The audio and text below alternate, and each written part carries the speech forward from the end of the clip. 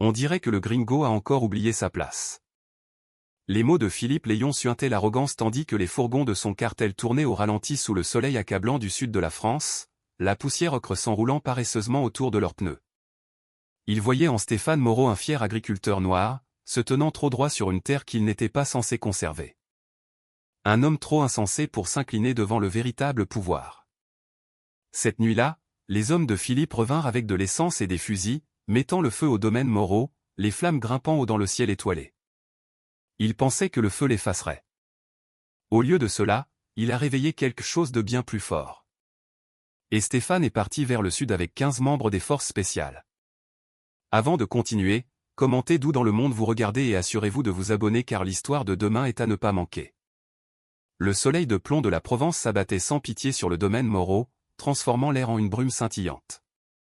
Les poules picoraient nonchalamment le sol, cherchant des insectes dans la terre desséchée. La scène paisible fut brisée lorsque 3 camionnettes blanches rugirent sur le chemin de terre poussiéreux, leurs moteurs grondant comme des bêtes en colère. Chaque véhicule était hérissé d'armes montées, le soleil scintillant sur les canons en métal. Stéphane Moreau sortit de l'ombre de la grange, son polo bleu marine assombri par la sueur là où il collait à ses larges épaules. Il essuya sa nuque avec un bandana, sa salopette de travail marron couverte de la poussière du labeur matinal. Ses yeux se plissèrent tandis qu'il comptait 12 hommes armés descendant des camionnettes. Philippe Léon sortit le dernier, se déplaçant avec la confiance nonchalante d'un homme habitué à obtenir ce qu'il veut. Sa chaîne en or capta la lumière du soleil, lourde contre sa poitrine exposée où sa chemise était ouverte. Un sourire cruel jouait sur son visage alors qu'il s'approchait, ses bottes crissant sur le gravier. « Belle propriété que vous avez là, Moreau », lança Philippe, écartant largement les bras. Ce serait dommage qu'il lui arrive quelque chose. Léo, le lieutenant de Philippe, flanquait son patron, une main posée sur son pistolet à l'étui. Les autres membres du cartel se déployèrent en un large demi-cercle, les fusils tenus avec désinvolture mais prêts à l'emploi. « Dites ce que vous voulez et partez », dit Stéphane, sa voix stable et profonde, sa posture restait détendue, mais ses yeux suivaient chaque mouvement. Philippe sortit un document plié de sa poche arrière, l'agitant comme un drapeau. Juste un simple bout de papier à signer. Transfert des droits d'eau. Un prix juste, en plus. Son sourire s'élargit. Considérez cela comme une offre généreuse. Cette terre n'est pas à vendre, répliqua Stéphane. Ni les droits d'eau. Le testament de ma grand-mère est très clair à ce sujet. Votre grand-mère ? Philippe rit. Le son était aigu et moqueur. Les mortes n'ont pas besoin d'eau, mon ami. La mâchoire de Stéphane se serra. Ma réponse est non. Le sourire de Philippe disparut. En 2 pas rapides, il pressa le canon froid d'un pistolet chromé contre la joue de Stéphane. Le métal, chauffé par le soleil, brûlait. Peut-être que vous ne m'avez pas bien entendu. Stéphane ne sia pas. Ses yeux sombres se fixèrent sur ceux de Philippe, sans scier, sans peur. La tension crépita entre eux comme de l'électricité statique avant un orage. Une voiture de gendarmerie arriva, gyrophares éteints, sirène silencieuse. Le gendarme-chef Didier Leclerc en sortit, ajustant son képi contre l'éblouissement. Ses bottes soulevèrent la poussière alors qu'il s'approchait, son insigne brillant. « Alors, de quoi s'agit-il ici » lança Leclerc, feignant la confusion. Sa main reposait nonchalamment sur son arme de service. « Chef », reconnut Stéphane sans détourner le regard de Philippe. « Ces hommes sont sur ma propriété sans y être autorisés. » Leclerc fit claquer sa langue. « Pour moi, ça ressemble à une simple discussion d'affaires. » Il se rapprocha, se positionnant légèrement vers le groupe de Philippe. Monsieur Léon a des intérêts légitimes dans les droits d'eau locaux. Il serait peut-être judicieux de l'écouter. Légitime ? La voix de Stéphane portait une note dangereuse. Depuis quand les affaires légitimes se font-elles avec des hommes armés et des menaces ? Les temps sont durs, dit Leclerc doucement. Pour votre propre bien, vous devriez coopérer. Considérez votre position ici. L'impasse s'étira, tendue comme un fil. Puis, un des hommes de Philippe, avec un sourire méchant, donna délibérément un coup de pied au vieux chien de berger de Stéphane qui dormait à l'ombre. Le chien gémit, s'éloignant en boitant. Quelque chose se brisa dans les yeux de Stéphane. Son premier coup de poing frappa le tortionnaire du chien en pleine gorge. L'homme tomba, suffocant. Le chaos éclata dans la cour. 2 soldats du cartel se précipitèrent sur Stéphane de côtés opposés. Il attrapa une pelle appuyée contre la grange, la faisant tournoyer comme un bâton. Le manche en bois heurta le poignet d'un agresseur avec un craquement sec. L'homme hurla, son arme tombant dans la poussière. La formation militaire de Stéphane se manifestait dans chacun de ses mouvements, efficace, précis, mortel. Il esquiva un coup de poing sauvage et enfonça son front dans le nez d'un autre agresseur. Le cartilage craqua, le sang gicla. Léo chargea avec un couteau, mais Stéphane était prêt. Il déroula la lourde chaîne de sa taille en un mouvement fluide, la fouettant pour enchevêtrer la main armée de Léo. Une traction sèche le désarma. L'air se remplit de jurons en français et en arabe, de bruits de bottes s'agitant dans la poussière. Stéphane se déplaçait comme de l'eau, chaque coup calculé et brutal. Un autre homme de main tomba, se tenant les côtes. Les dents de quelqu'un s'éparpillèrent dans la poussière. La rafale saccadée d'un fusil mitrailleur déchira l'air. Tout le monde se figea alors que les balles fusaient vers le ciel. Le silence s'abattit. Stéphane se tenait au centre du chaos, la poitrine haletante. Du sang coulait d'une lèvre fendue, mais ses yeux brûlaient d'une fureur contrôlée. Autour de lui gisaient des soldats du cartel gémissant, certains se tenant des os brisés, d'autres essayant simplement de ramper pour s'éloigner. Le gendarme-chef Leclerc s'avança, menotte en main, mais au lieu de s'approcher de Philippe ou de ses hommes, il saisit les poignets de Stéphane. « Vous êtes en état d'arrestation pour agression et trouble à l'ordre public. » Philippe tamponna sa lèvre ensanglantée avec un mouchoir en soie, son sourire narquois revenant alors qu'il regardait Leclerc passer les menottes. Le clic du métal sembla résonner dans la cour soudainement silencieuse du domaine. À travers la vitre sale de la voiture de gendarmerie, Stéphane regardait son domaine rapetisser au loin. Ses mains palpitaient là où la peau s'était déchirée pendant le combat, le sang séchant sombrement entre ses doigts. Les menottes lui mordaient les poignets à chaque fois que la voiture heurtait une bosse sur la route. Le gendarme-chef Leclerc ajusta son rétroviseur, croisant le regard de Stéphane. « Il fallait que vous compliquiez les choses, n'est-ce pas ?» Il secoua la tête. Ça aurait pu être un après-midi paisible. Stéphane ne dit rien, la mâchoire serrée. Le souvenir du gémissement de son chien brûlait dans son esprit. Au poste, on le fit passer devant les cellules de garde à vue remplies des ivrognes et des fauteurs de troubles habituels du week-end. Quelques-uns hochèrent la tête en signe de reconnaissance. Stéphane avait soigné certaines de leurs blessures pendant son temps comme infirmier militaire. Les gendarmes le poussèrent dans une salle d'interrogatoire où Leclerc attendait, manches retroussées, képi sur la table. « Parlons de vos choix d'aujourd'hui », commença Leclerc, s'adossant à sa chaise. Les néons blafards projetaient des ombres dures sur son visage. « La violence n'est pas la solution, mon garçon. Pas dans mon secteur.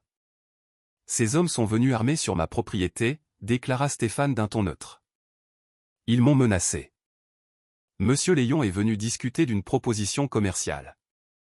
La voix de Leclerc dégoulinait d'une fausse sollicitude. C'est vous qui avez fait dégénérer la situation. Ça aurait pu devenir très moche. À travers la fenêtre de la pièce, Stéphane aperçut les hommes de Philippe se faire escorter discrètement par la porte arrière. Pas de menottes, pas d'accusations, juste des poignées de main et des hochements de tête des gendarmes. Ses mains se serrèrent involontairement, faisant jaillir du sang frais de ses articulations fendues. « Vous allez passer la nuit à vous calmer », annonça Leclerc en se levant. « Peut-être que demain, vous serez plus raisonnable. » La cellule de garde à vue était froide et sentait l'eau de javel. Stéphane s'assit sur le banc en métal, le dos droit, les yeux fermés. Il se concentra sur sa respiration comme il l'avait appris à l'armée, lente, contrôlée, repoussant la colère qui voulait exploser en lui. Le matin apporta Chloé Dubois, ses talons claquant avec détermination dans le couloir. Elle portait un blazer noir impeccable malgré l'heure matinale, sa tablette nichée sous son bras. Stéphane la connaissait depuis qu'elle avait ouvert sa clinique juridique il y a 3 ans, aidant les agriculteurs locaux à lutter contre des accords fonciers abusifs. « Vous avez une sale tête », dit-elle alors que la porte de la cellule s'ouvrait. « Sortons-vous de là. » Dans sa voiture, elle lui tendit un café et des lingettes antiseptiques pour ses mains. « Ce n'est pas un hasard, Stéphane. Vincent Perrier est derrière tout ça. » « Le promoteur immobilier ?» Stéphane tamponna ses articulations, grimaçant. Chloé hocha la tête, sortant sa tablette. « Silver Dominion SARL, sa société, a déposé hier des documents de remédiation environnementale d'urgence. Ils prétendent que votre terrain est contaminé et nécessite une saisie immédiate. C'est impossible. Nous venons de faire tester le sol pour la certification biologique. Les faits ne comptent pas pour eux. Elle lui montra des documents, pointant des sections surlignées. Perrier a des amis dans les bureaux du département. Ils vont faire passer ça rapidement si nous ne nous défendons pas. Stéphane étudia les papiers, son expression s'assombrissant. Et Philippe? C'est là que ça devient intéressant. Chloé balaya l'écran pour afficher un autre. Quelqu'un a été très actif dans les registres fonciers. Des actes pré-remplis au nom de Léon, des permis antidatés. Ils construisent une piste papier, pour faire croire qu'il a une revendication antérieure, dit Stéphane. Exactement. Leclerc assure l'interférence pendant qu'il met en place le piège juridique. Elle lui toucha le bras. Nous devons être prudents. Ces gens ne jouent pas franc jeu. Après avoir signé les papiers de libération, Stéphane emprunta le téléphone de Chloé pour appeler son voisin afin de nourrir les animaux. Son propre téléphone était toujours sous-scellé avec son portefeuille et ses clés. Le poste devait les lui rendre, mais il prenait leur temps. En fin d'après-midi, Stéphane rentra enfin chez lui dans sa vieille camionnette poussiéreuse. Le soleil était bas et orange à l'horizon, peignant tout dans des tons de cuivre brûlé. Ses mains lui faisaient mal sur le volant. Chloé les avait pansées correctement, mais les ecchymoses étaient profondes. À 1 kilomètre de son domaine, un mouvement attira son attention. 3 camionnettes blanches étaient garées sur une hauteur surplombant ces terres. Même à cette distance, il pouvait distinguer les silhouettes d'hommes debout à côté d'elles, déformées par les vagues de chaleur montant du sol. Ils observaient, attendaient. La mâchoire de Stéphane se serra alors qu'il passait. Il pouvait sentir leurs yeux sur lui, leur présence un message clair. Ce n'était pas fini. Les camionnettes restèrent dans son rétroviseur jusqu'à ce qu'il tourne dans son allée, des formes sombres se découpant sur la lumière mourante. Son chien sortit en boitant pour l'accueillir, favorisant la patte qui avait été frappée. Stéphane s'agenouilla dans la poussière, passant doucement ses mains sur l'animal, vérifiant les dommages graves. Ne trouvant que des contusions, il gratta derrière les oreilles du chien. « Tout va bien, mon vieux » murmura-t-il. « Tout va bien. » Mais en se relevant, son regard fut attiré par ces observateurs lointains sur la colline. Le ciel orangé semblait brûler derrière eux, et le vent du soir transportait une poussière qui avait le goût des ennuis à venir. La cuisine était silencieuse, à l'exception du doux cliquetis des griffes du chien sur le linoléum. Stéphane picorait son dîner, un restant de bœuf bourguignon réchauffé au four à micro-ondes. Ses mains bandées rendaient la cuillère maladroite. Son chien était couché à ses pieds, favorisant toujours cette patte blessée. De sa place, il pouvait voir la photo de maman Marie Dubois sur le rebord de la fenêtre. Elle se tenait fière dans ses habits du dimanche, une main sur la hanche, l'autre brandissant l'acte de propriété original du domaine comme un drapeau de victoire. La même détermination qui l'avait fait traverser la ségrégation et les marches pour les droits civiques se lisait sur chaque ligne de son visage. « Que ferais-tu, maman » chuchota Théil. Les grillons dehors chantaient leur chanson du soir, un rythme familier qui apportait habituellement la paix. Mais ce soir, quelque chose n'allait pas. Stéphane posa sa cuillère, tendant l'oreille. Là, sous le chant des grillons, un faible grondement de moteur. Et autre chose. Des vapeurs de diesel portées par la brise à travers sa fenêtre ouverte. La tête de son chien se releva, les oreilles alertes. Puis ils l'entendirent tous les deux. Des rires, lointains, mais clairs. Des voix masculines parlant en arabe, se rapprochant. La première lueur orangée se refléta sur la fenêtre de sa cuisine avant qu'il ne voie les flammes réelles. La grange à foin explosa comme une allumette, l'essence transformant le fourrage sec en un enfer. La nuit explosa en nuances de rouge et d'or alors que le feu rugissait le long des murs en bois. Non. Stéphane bondit de sa chaise, trébuchant presque sur son chien. Il attrapa son téléphone et sortit en courant, la chaleur le frappant comme un mur. D'autres flammes prirent vie. Ils avaient aussi aspergé les écuries. Au-dessus du rugissement du feu, il entendit des cris. Monsieur Pierre Martin, son vieux voisin, qui dormait parfois dans le fenil des écuries lorsqu'il travaillait tard. Stéphane sprinta vers le bâtiment en feu. La fumée lui piquait les yeux alors qu'il enfonçait la porte. Monsieur Pierre, où êtes-vous? Ici, à l'aide. La voix venait d'en haut, faible et étranglée par la fumée.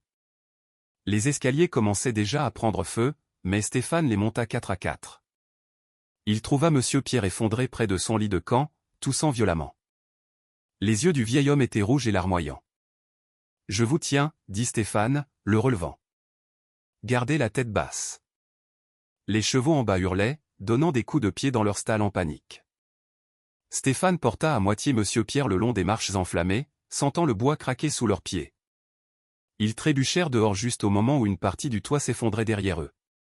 Stéphane retourna en courant pour libérer les chevaux, mais la chaleur était trop intense. Les cris terrifiés des animaux le transperçaient comme des couteaux. Il dut reculer, impuissant, alors que les flammes consumaient tout. À travers le mur de feu, il aperçut des silhouettes debout juste au-delà de la limite de sa propriété. La lumière orangée se reflétait sur les canons de fusil et les dents blanches des hommes de Philippe qui regardaient, riant et se passant des bouteilles. Ils étaient venus profiter du spectacle. Stéphane attrapa son téléphone, composa le 17. L'opérateur l'assura que des gendarmes étaient en route, mais les minutes passèrent. Puis une demi-heure. Aucune sirène ne vint. Quand il rappela, on lui affirma que les unités avaient du mal à trouver l'adresse. Monsieur Pierre était assis dans la poussière, un masque à oxygène de l'ancienne trousse médicale de Stéphane attaché à son visage. Stéphane essaya de sauver ce qu'il pouvait, mais le feu était trop étendu, trop chaud. Il sautait de bâtiment en bâtiment, de la grange aux écuries, au hangar de stockage. Des années d'entretien minutieux et d'histoire familiale disparaissaient en quelques minutes. La fumée était suffocante. Les poumons de Stéphane brûlaient alors qu'il faisait une dernière course désespérée vers la maison. Il réussit à attraper quelques objets cruciaux, le journal de sa grand-mère, quelques photos, des papiers importants avant que les flammes n'atteignent le porche arrière. Il s'effondra dans la cour, toussant si fort qu'il en eut des hauts le cœur. Le journal dans ses mains était déjà roussi sur les bords, sa couverture en cuir chaude au toucher. À travers ses yeux larmoyants, il regarda l'héritage de sa famille se transformer en cendres. Les rires des hommes du cartel résonnaient à ses oreilles, se mêlant au crépitement du bois en feu et aux derniers hennissements effrayés des chevaux mourants. Son chien se pressa contre sa jambe, gémissant. Des heures passèrent. Le feu s'éteignit de lui-même alors que la fausse aube commençait à pâlir le ciel oriental. Stéphane n'avait pas bougé, agenouillé dans la poussière où il était tombé. Des rubans de fumée grise s'élevaient des ruines noircies du domaine Moreau. L'air sentait le charbon, l'essence et la perte. Son téléphone vibra dans sa poche. Il le sortit avec des mains tremblantes, fixant l'écran. Un numéro qu'il n'avait pas appelé depuis des années s'afficha. Marc Santoro. Son doigt plana sur le bouton vert de réponse. Le soleil se glissa au-dessus de l'horizon, peignant la destruction d'une lumière matinale crue. Tout ce que sa grand-mère avait construit, tout ce pourquoi elle s'était battue, gisait en ruine autour de lui. Les pages endommagées de son journal s'effritaient à son contact. Stéphane regarda à nouveau le téléphone, se souvenant que Marc lui avait sauvé la vie 2 fois lors d'une mission au Mali. Ils avaient fait un pacte à l'époque. Si l'un d'eux avait vraiment besoin d'aide, un seul appel suffirait. Il n'avait jamais utilisé cette promesse, avait espéré ne jamais avoir à le faire. Le téléphone continuait de vibrer. D'une manière ou d'une autre, Marc savait. Il savait toujours. Stéphane appuya sur le bouton et porta le téléphone à son oreille. Le soleil du désert martelait le parking vide du bistrot de Rose. Un bâtiment délavé accroupi au bord de la route nationale près de Céret, près de la frontière espagnole. Des vagues de chaleur dansaient sur les voitures abandonnées, leur peinture s'écaillant sous le climat impitoyable de la région. À l'intérieur, des ventilateurs de plafond tournaient paresseusement au-dessus de banquettes en vinyle craquelées et de tables aux bords chromés. Stéphane était assis dans le coin le plus éloigné, dos au mur, surveillant la porte. Le journal brûlé de sa grand-mère reposait sur la table devant lui comme une blessure. La serveuse avait cessé d'essayer de remplir son café il y a 1 heure, le laissant seul avec ses pensées et le bourdonnement silencieux du réfrigérateur. La cloche au-dessus de la porte tinta. Un homme entra, grand, latino, la quarantaine, portant un simple t-shirt noir et un jean. Des fils d'argent parsemaient ses cheveux courts, et de vieilles cicatrices marquaient ses avant-bras. Ses yeux balayèrent le bistrot avec une précision exercée avant de se poser sur Stéphane. Marc Santoro se glissa dans la banquette sans un mot. Pendant un long moment, les deux hommes se regardèrent simplement, des années d'histoire de combat partagés flottant dans l'air entre eux. « Tu as une sale gueule », dit finalement Marc, sa voix rauque mais chaleureuse. « Je me sens pire encore. » Les mains de Stéphane étaient toujours bandées à cause du combat et de l'incendie. La serveuse s'approcha, mais Marc la congédia d'un doux sourire. Il désigna le journal roussi de Stéphane. « Raconte-moi. » Stéphane parla doucement, exposant toute l'histoire. Les menaces de Philippe, la corruption de Leclerc, l'accaparement des terres de Perrier, et finalement l'incendie de son domaine. Il décrivit les cris des chevaux, la quasi-mort de Monsieur Pierre, et les rires des hommes qui avaient regardé le tout brûler. Sa voix resta stable, mais ses mains se crispèrent en poing sur la table. Marc écouta sans interruption, son visage se durcissant à chaque détail. Quand Stéphane eut fini, le silence remplit la banquette. Dehors, un camion passa en grondant sur la nationale. « Je te dois bien ça », dit simplement Marc. Stéphane leva brusquement les yeux. C'était il y a des années. Au Mali. Je ne faisais que mon travail d'infirmier. Tu nous as sortis de cette embuscade, 7 d'entre nous. Tu as porté Lucas sur 3 kilomètres avec une balle dans ta propre jambe. Marc se pencha en avant. On n'oublie pas des dettes comme ça. Il sortit son téléphone, envoya un unique SMS. En quelques minutes, les réponses commencèrent à affluer. Les 24 heures suivantes passèrent dans un flou d'activités précises. Ils s'installèrent dans un entrepôt abandonné à la périphérie de la ville. Un par un, les autres arrivèrent, des hommes et des femmes avec qui Stéphane avait servi, chacun apportant des compétences spécialisées affinées par des années d'opérations spéciales. Thomas arriva le premier, le spécialiste en effraction de l'équipe, son camion chargé d'équipements qui n'existaient officiellement pas. Puis Hugo, leur spécialiste des véhicules, suivi d'Antoine, dont la carrure massive démentait son expertise en infiltration furtive. Lucas arriva avec des fournitures médicales et une accolade chaleureuse pour Stéphane. Leur passé commun d'infirmier militaire créa une connexion instantanée. Manon, leur spécialiste des drones, apporta une mallette d'équipements de surveillance personnalisée. Son esprit vif planifiait déjà des schémas de reconnaissance aérienne. Maxime Lagne, l'expert en communication, mit en place un centre de commandement mobile, établissant des canaux cryptés et une sécurité numérique. D'autres arrivèrent tout au long de la journée. Des visages dont Stéphane se souvenait de son déploiement, tous répondant à l'appel de Marc sans hésitation. Ils se rassemblèrent autour d'une table de planification de fortune, étudiant des cartes satellites et des registres fonciers. Stéphane exposa tout ce que Chloé avait découvert sur les sociétés écrans de Perrier et la corruption de Leclerc. Marc marqua les emplacements clés, les complexes de Philippe, les façades de blanchiment d'argent, les routes de contrebande. Il ne s'agit pas seulement de vengeance, leur dit Stéphane. Il s'agit de justice, de montrer qu'on ne peut pas simplement brûler qui on veut parce qu'il refuse de se vendre. L'équipe hocha la tête. Il comprenait que ce n'était pas une opération militaire, mais un règlement de compte, une chance d'utiliser leurs compétences pour quelque chose de pur. À la tombée de la nuit, ils chargèrent 3 véhicules banalisés avec du matériel. Les armes furent vérifiées, les communications testées, les fournitures médicales distribuées. Chaque mouvement était efficace, une mémoire musculaire issue d'innombrables missions communes. Ils traversèrent la frontière sous le couvert de l'obscurité, utilisant de vieilles routes de campagne et des lits de ruisseaux asséchés pour éviter les passages officiels. La frontière s'étendait devant eux, une ligne tracée dans le sable et la politique qui ne signifiait rien pour la vérité qu'ils portaient. Stéphane était assis dans le véhicule de tête, Marc conduisant à ses côtés. Le journal roussi reposait sur ses genoux. Ses pages endommagées contenaient l'histoire de sa grand-mère. Sa lutte contre la ségrégation. Sa conviction qu'il fallait tenir tête aux tyrans. Son rêve d'une terre qui resterait dans la famille pour toujours. Le convoi serpenta à travers le désert, phares éteints, utilisant la vision nocturne pour naviguer. La poussière s'éleva derrière eux, puis retomba dans leur sillage. La lune projetait des ombres argentées sur tout. Ils ont brûlé ta maison, dit Marc doucement, les yeux sur la route. Brûlons leur empire. Les mots restèrent en suspens dans l'air alors qu'ils s'enfonçaient plus profondément en territoire cartel. 15 opérateurs qualifiés se déplaçant comme des fantômes dans la nuit, portant la justice entre leurs mains. Le désert s'étendait sans fin autour d'eux, promettant à la fois une couverture et un témoin de ce qui allait arriver. Le matin peignit le village frontalier de nuances d'ambre et de poussière. L'entrepôt de conditionnement d'agrumes abandonné se dressait comme une sentinelle à la lisière de la ville. Ses murs en béton étaient usés par des décennies de soleil et de négligence. À l'intérieur, le vaste espace sentait les vieux fruits et la rouille. Des étagères métalliques créaient des canyons ombragés parfaits pour la dissimulation. Le drone de Manon vrombit à la vie dans la lumière de l'aube, s'élevant au-dessus de l'entrepôt comme une libellule mécanique. Elle était assise en tailleur sur une pile de caisses vides, sa tablette montrant des images thermiques de la zone environnante. Marc et Antoine la flanquaient, étudiant le flux.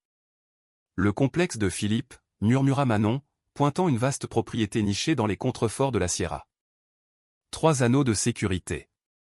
Des tours de guet ici et ici. Au moins 20 hommes armés en rotation. La caméra du drone zooma, révélant les détails de la forteresse du chef de cartel. De hauts murs surmontés de barbelés encerclaient des bâtiments de style méditerranéen. Des voitures de luxe brillaient au soleil du matin. Des hommes armés patrouillaient avec une précision militaire, leurs armes visibles même de cette hauteur. Leclerc rend visite toutes les 2 semaines, ajouta Maxime depuis son centre de commandement, entouré de moniteurs affichant des communications interceptées. Toujours le jeudi. La société écran de Perrier vire de l'argent le lendemain. Ses doigts volaient sur les claviers, traquant des miettes de pain numérique à travers des canaux cryptés. Stéphane se tenait à une table de planification de fortune, étudiant des cartes topographiques étalées dessus. Ses mains traçaient des itinéraires d'approche possibles. La mémoire musculaire de ses jours militaires revenait en force. Lucas avait changé ses bandages ce matin-là. Les brûlures et les coupures de l'incendie du domaine étaient encore à vif. J'ai trouvé leur ligne d'approvisionnement, annonça Thomas, marquant des routes sur la carte avec un marqueur rouge. Ils déplacent des produits vers le nord par ces vallées. L'argent revient vers le sud par virement bancaire. Et ces 3 entreprises de façade dans la zone de chargement des entrepôts. Hugo avait aménagé une zone d'entraînement. De vieilles caisses de fruits servaient d'obstacles, et des chaînes suspendues simulaient des scénarios de combat. Il fit signe à Stéphane. Il est temps de dérouiller tout ça, le fermier, dit Hugo avec un sourire, levant les poings en position de combat. Stéphane enleva sa chemise, révélant de vieilles cicatrices de ses jours militaires. Ils se tournèrent autour sur le sol en béton, les pieds se déplaçant selon des schémas exercés. Hugo frappa le premier, une combinaison rapide que Stéphane bloqua. La mémoire musculaire revenait comme une vieille amie. Ils s'entraînèrent pendant des heures, la sueur se mêlant à la poussière. Hugo lui apprit de nouvelles techniques, l'aidant à adapter sa formation d'infirmier de combat à des applications plus agressives. L'entrepôt résonnait du son des impacts et des respirations contrôlées. C'est mieux, commenta Marc, observant depuis le côté. Mais nous devons bouger bientôt. J'ai eu vent d'un convoi du cartel ce soir. À l'approche du crépuscule, ils rassemblèrent leur équipement. Les fusils à silencieux furent vérifiés et revérifiés. Les lunettes de vision nocturne furent ajustées. Les communications furent testées une dernière fois. Ils préparèrent l'embuscade sur un tronçon de route isolé traversant des broussailles. Thomas et Antoine placèrent des grenades aveuglantes dans les fossés. Le drone de Manon assurait la surveillance, sa caméra thermique suivant les signatures de chaleur approchant du sud. 3 véhicules, sa voix crépita dans leurs oreillettes. 2 camionnettes d'escorte, un fourgon au milieu. 11 signatures de chaleur. Stéphane était allongé derrière un affleurement rocheux, son fusil stable. La nuit du désert était froide maintenant, les étoiles brillantes au-dessus. Il contrôlait sa respiration, tout comme Lucas le lui avait appris des années auparavant au Mali. Les phares du convoi apparurent en premier, perçant l'obscurité. Ils attendirent que les véhicules entrent dans la zone de tir. Exécuté, murmura Marc. Les grenades aveuglantes éclatèrent dans un chaos stroboscopique. Les véhicules firent une embardée, les freins crissant. Avant que les hommes du cartel ne puissent réagir, des fusils à silencieux crépitèrent depuis plusieurs positions. La précision était absolue. Pas de tirs perdus, pas de dommages collatéraux. Quand ce fut terminé, ils se déplacèrent rapidement. Hugo démarra le fourgon pendant que les autres sécurisaient les armes et les téléphones des morts. Thomas posa des charges pour détruire les véhicules, effaçant les preuves de leur présence. Stéphane se tenait au-dessus d'un décor. Un jeune homme avec des tatouages du cartel rampant sur son cou. Les mêmes symboles qu'il avait vus sur les hommes qui avaient brûlé son domaine. Le sang assombrissait la poussière sous lui. Voilà un fantôme de moins qui hante ma terre, dit Stéphane doucement, sa voix portant dans le silence du désert. De retour à l'entrepôt, Maxime examina les téléphones saisis. Des messages cryptés révélaient des calendriers d'expédition, des registres de paiement et des conversations entre Philippe, Leclerc et Perrier. Le réseau de corruption s'étalait devant eux comme une toile d'araignée. « Regardez ça » appela Maxime, pointant son écran. Leclerc rencontre Philippe demain soir. Quelque chose à propos de la finalisation de la situation Moreau. L'équipe se rassembla autour de la table de planification alors que la nuit tombait sur le village. Les cartes furent mises à jour avec de nouvelles informations. Les armes furent nettoyées et préparées. L'entrepôt bourdonnait d'une activité déterminée alors qu'ils se préparaient pour leur prochain mouvement. Dehors, un hibou ulula dans l'obscurité. À l'intérieur, 15 opérateurs se déplaçaient comme des ombres dans la pénombre, chacun portant un morceau de la justice de Stéphane. L'air nocturne se rafraîchit, s'infiltrant par les fenêtres brisées de l'entrepôt, portant avec lui la promesse de ce qui allait arriver. Les rues de Saint-Lô cuisaient sous le soleil de l'après-midi. Les bâtiments étaient délavés comme de vieilles photographies. Du linge pendait mollement entre les balcons et les vendeurs locaux remballaient tôt lorsque les camionnettes blanches passaient. De la musique s'échappait du café. Des chansons folkloriques se mêlaient au bruit des verres qui tintaient des conversations étouffées. L'équipe se sépara en petits groupes, se fondant dans la masse avec une aisance exercée. Stéphane et Marc entrèrent les premiers dans le café, prenant place au bar en bois balafré. L'endroit sentait la bière éventée et les cigarettes. Un ventilateur de plafond tournait paresseusement au-dessus, ne faisant pas grand-chose pour déplacer l'air lourd. La serveuse, jeune avec des yeux fatigués, leur apporta des bières sans croiser leurs regards. Ses mains tremblaient légèrement alors qu'elle posait les bouteilles. À une table d'angle, 3 des lieutenants de Philippe se prélassaient comme des rois, leurs armes visibles sous des chemises amples. Léo était assis au centre, ses bras tatoués étendus sur le dossier de sa chaise. « Et, ma cocotte » lança Léo, sa voix perçant la musique. « Plus de pastis et essaie de ne pas en renverser cette fois, idiote. » La serveuse se dépêcha d'obéir, mais ses mains tremblantes trahissaient sa peur.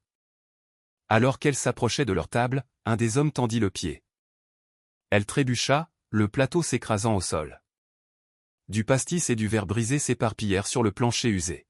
« Maladroite idiote » rit Léo en se levant. Il lui attrapa brutalement le bras. « Ça sera déduit de ta paie.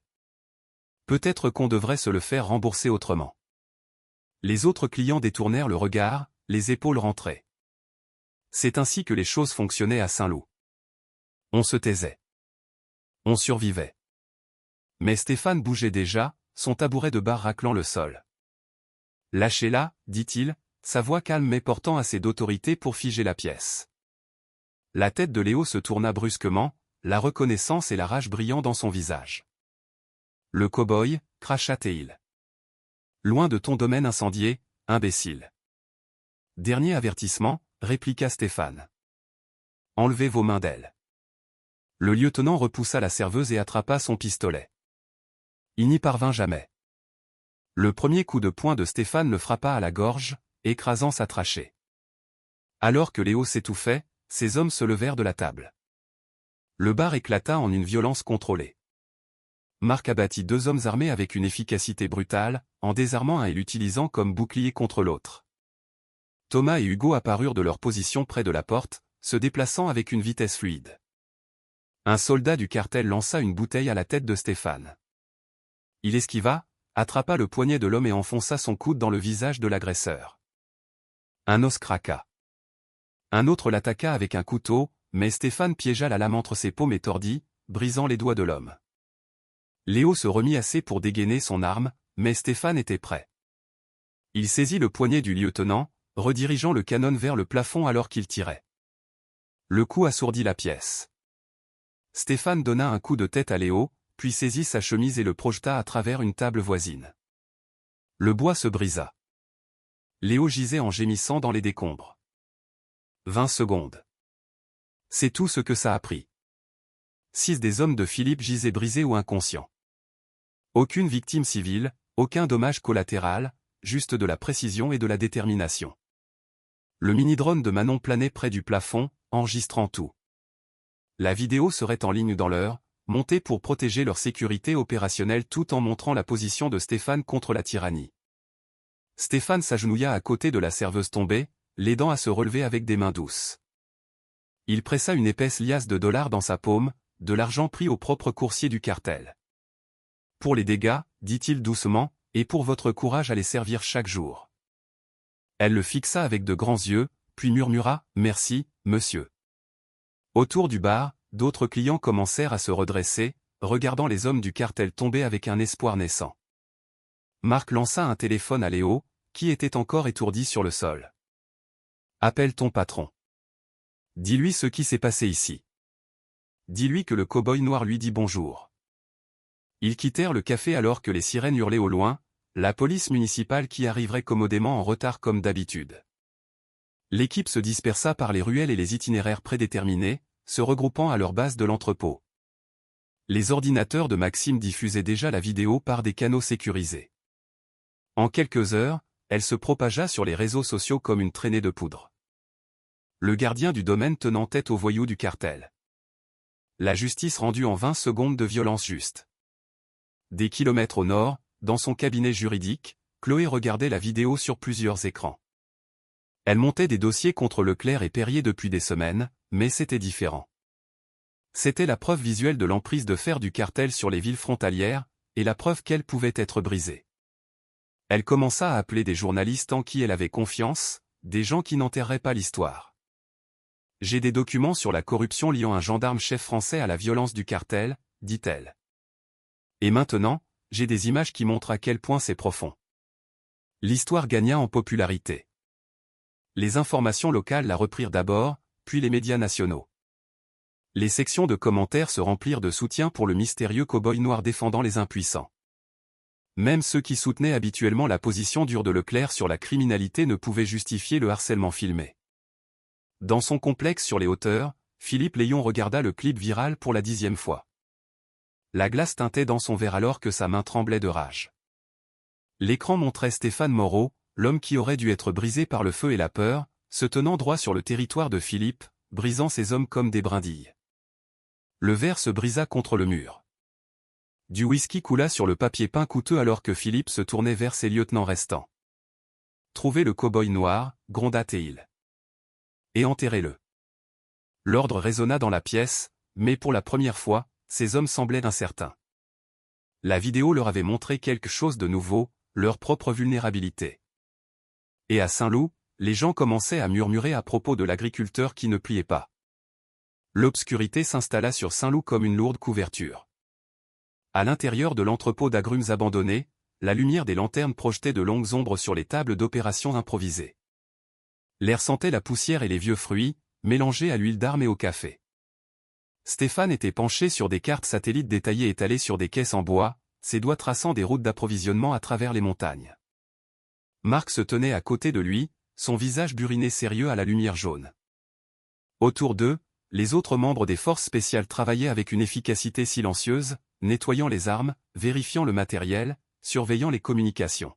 « Le complexe principal de Philippe est ici, » dit Marc, tapotant un emplacement marqué en rouge. « Mais son argent transite par ces 3 villes. » Son doigt traça un triangle sur la carte. Chaque point de transfert est lourdement gardé. Hugo, leur expert en démolition, désigna un col de montagne étroit. Nous pourrions nous installer ici, forcer leur convoi à un goulot d'étranglement. Dans un coin de l'entrepôt, partiellement caché derrière du matériel empilé, Maxime Lagne était penché sur son ordinateur portable. Ses doigts se déplaçaient rapidement sur le clavier, le visage illuminé par la lueur bleue de l'écran. Pour quiconque observait, il semblait faire son travail, surveillant les communications, maintenant leur réseau sécurisé. Mais Maxime tapait un tout autre type de message.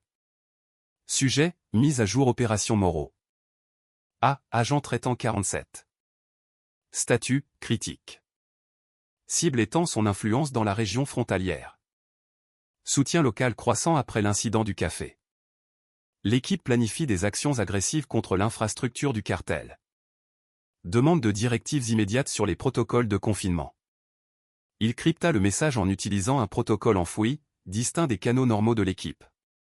La réponse de son agent traitant arriva quelques minutes plus tard. Priorité, protéger l'actif Léon. Les opérations du ministère de la Justice exigent sa coopération continue. Rediriger l'équipe Moreau. Utiliser des mesures extrêmes si nécessaire. Les mains de Maxime tremblèrent légèrement en supprimant l'échange. Le poids de sa mission secrète pesait sur lui comme une chose physique. Il croyait en la loi et l'ordre, dans le système. Mais regarder Stéphane travailler, voir la justice qu'il apportait à des endroits oubliés rendait tout moins certain. Maxime. Appela Marc. Quelle est notre situation de communication pour demain? Tout est sécurisé, répondit-il, gardant sa voix stable. J'ai installé des répéteurs dans les collines. Nous maintiendrons le contact même s'ils essaient de nous brouiller. Mais alors même qu'ils parlaient, ils codaient déjà une subtile porte dérobée dans leur communication. Un moyen de brouiller leurs signaux au moment crucial, de faire croire à une interférence du cartel. Les murs métalliques de l'entrepôt craquèrent dans le vent nocturne. Thomas et Manon revinrent d'une vérification du périmètre, signalant que tout était calme. L'équipe s'installa dans son rythme de planification, marquant les cibles, calculant les angles, se préparant pour l'opération du lendemain. Le téléphone de Stéphane vibra. Le nom de Chloé illumina l'écran. « J'ai quelque chose », dit-elle sans préambule quand il répondit. « J'ai fouillé dans les sociétés écrans de Perrier. J'ai trouvé un schéma de paiement à des opérations de façade du bureau des stupéfiants. » Stéphane mit le téléphone sur haut-parleur, laissant l'équipe entendre. « Quel genre de paiement ? » Des frais de consultation, des achats de propriété, tout via des entreprises qui remontent à des sociétés écrans connues du bureau. Mais voici la partie étrange. Le timing correspond parfaitement à l'expansion de Philippe dans de nouveaux territoires. Chaque fois qu'il prend de nouvelles terres, les sociétés de Perrier effectuent des paiements. L'expression de Marc s'assombrit. Ils travaillent ensemble. Le bureau des stupéfiants, le cartel est votre promoteur corrompu. C'est plus gros que nous ne le pensions. Chloé continua. Il ne s'agit pas seulement de votre domaine, Stéphane. Ils construisent quelque chose. Ils utilisent la violence de Philippe pour dégager la voie, puis interviennent avec un développement légitime. Maxime écoutait attentivement, l'estomac noué. Il connaissait toute l'étendue de l'affaire. Comment le bureau utilisait Philippe pour contrôler le trafic de drogue à la frontière, tenant les petits cartels à l'écart tout en remontant des renseignements dans la chaîne de commandement. C'était sale, mais c'était la politique. Et maintenant, la croisade de Stéphane menaçait de tout exposer. Tandis que l'équipe se concentrait sur l'appel de Chloé, Maxime accéda discrètement à un système séparé. Il commença à télécharger des manifestes d'expédition falsifiés, des bons de commande pour des armes réglementées, tous soigneusement conçus pour impliquer l'opération de Stéphane. Juste assez de preuves pour justifier une répression fédérale si nécessaire. Nous frappons leur argent demain, déclara Stéphane après avoir terminé l'appel. Couper les flux de trésorerie de Philippe, les forcer à montrer leur jeu. L'équipe hocha la tête en accord, mais Maxime voyait le plan s'effilocher avant même d'avoir commencé. Ces données manipulées se propageaient déjà à travers les réseaux des forces de l'ordre, dépeignant Stéphane comme un trafiquant d'armes, une menace pire que le cartel qu'il combattait. Stéphane fit une pause dans sa planification, un léger froncement de sourcils traversant son visage. Quelque chose n'allait pas. Un instinct de soldat l'avertissant d'un danger invisible. Il étudia les ombres de l'entrepôt, les visages de son équipe de confiance, cherchant ce que son instinct essayait de lui dire. Dehors, des moteurs diesel grondaient au loin. Des fourgons du cartel se déplaçant vers le nord sous le couvert de l'obscurité, transportant de l'argent, de la drogue et des secrets qui remontaient jusqu'à Paris. Le son était porté par le vent sec, se mêlant au craquement des vieilles poutres de l'entrepôt et au clic doux des armes vérifiées une dernière fois. Maxime ferma son ordinateur portable, cachant son écran alors que Stéphane passait. Ils échangèrent un signe de tête, un geste de confiance qui avait le goût de l'acide dans la gorge de Maxime. La mission de demain se profilait devant eux, lourde du poids d'une trahison encore non révélée. L'aube peignait le ciel de nuances de violet et d'orange. Le soleil n'était pas encore visible au-dessus des collines orientales. Dans un lit de rivière asséché, profondément creusé dans la terre, Stéphane était allongé derrière un amas de rochers blanchis par le soleil. La lunette de son fusil balayait la route de terre en contre-haut, attendant. À côté de lui, Marc vérifia sa montre. 5 minutes, chuchota Théil. L'équipe était répartie des deux côtés du lit de la rivière, cachés dans des positions de tir naturelles. Hugo et Thomas sur les hauteurs avec des fusils de calibre .50. Manon et Lucas dans les broussailles en contrebas avec des trousses médicales et des charges d'effraction. Le reste positionné stratégiquement, créant une zone de tir parfaite. La voix de Maxime crépita dans leurs oreillettes. Convoi approchant du sud. 4 véhicules. 2 camionnettes de tête. Argent dans le fourgon du milieu. Sécurité arrière. Le bruit des moteurs s'intensifia. Des nuages de poussière apparurent à l'horizon. Stéphane stabilisa sa respiration, sentant le calme familier du combat s'installer en lui. L'air matinal était frais contre sa peau, portant l'odeur du créosote et de la poudre à canon. Le convoi prit le virage. Des camionnettes blanches hérissées d'hommes armés, un fourgon renforcé au milieu, tous se déplaçant rapidement mais avec confiance. Ils n'avaient aucune raison de s'attendre à des problèmes ici, au cœur de leur territoire. « Attendez » murmura Marc. Les véhicules entrèrent dans la zone de tir.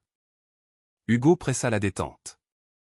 Le premier coup de feu tonna à travers le lit de la rivière, perforant le bloc moteur de la camionnette de tête dans une gerbe d'huile et de vapeur. La camionnette fit une embardée, bloquant la route. « Exécutez » ordonna Marc. Le lit de la rivière explosa. Des tirs de fusil coordonnés déchirèrent le convoi sous plusieurs angles. Les pneus éclatèrent. Les pare-brises se brisèrent. Les hommes armés du cartel plongèrent à couvert, ripostant à l'aveuglette. Stéphane roula sur sa droite alors que des balles soulevaient la poussière autour de lui. Il repéra 3 hommes prenant position derrière leur camionnette accidentée.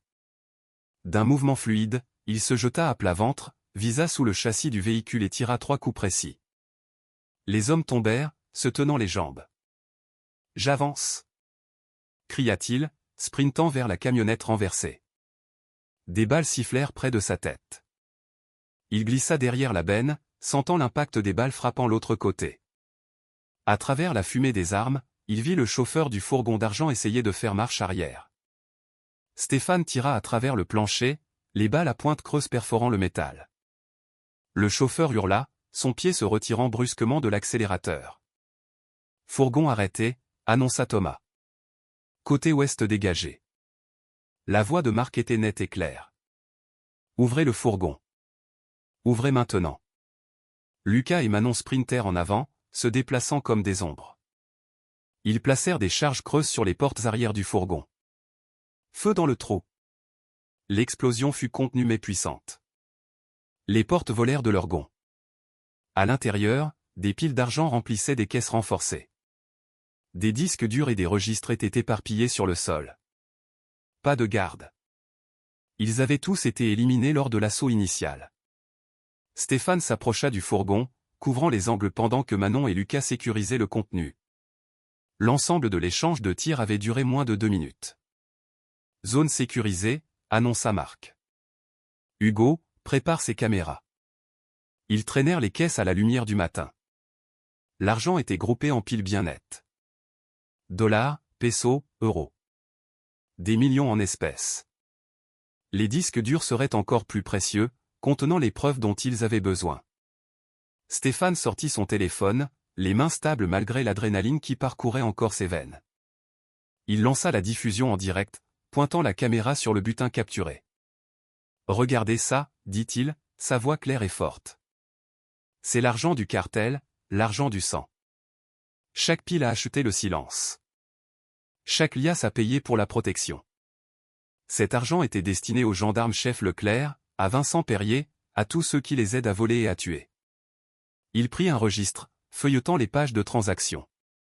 Voici la liste des prix de la corruption. 20 000 pour ignorer un meurtre. 50 000 pour incendier un domaine. 100 000 pour faire disparaître des preuves. Le nombre de spectateurs grimpa rapidement. Les commentaires affluèrent. Les gens partageaient la diffusion, taguant les médias. Ils pensaient pouvoir se cacher dans l'ombre, continua Stéphane. Ils pensaient que l'argent garderait tout le monde silencieux.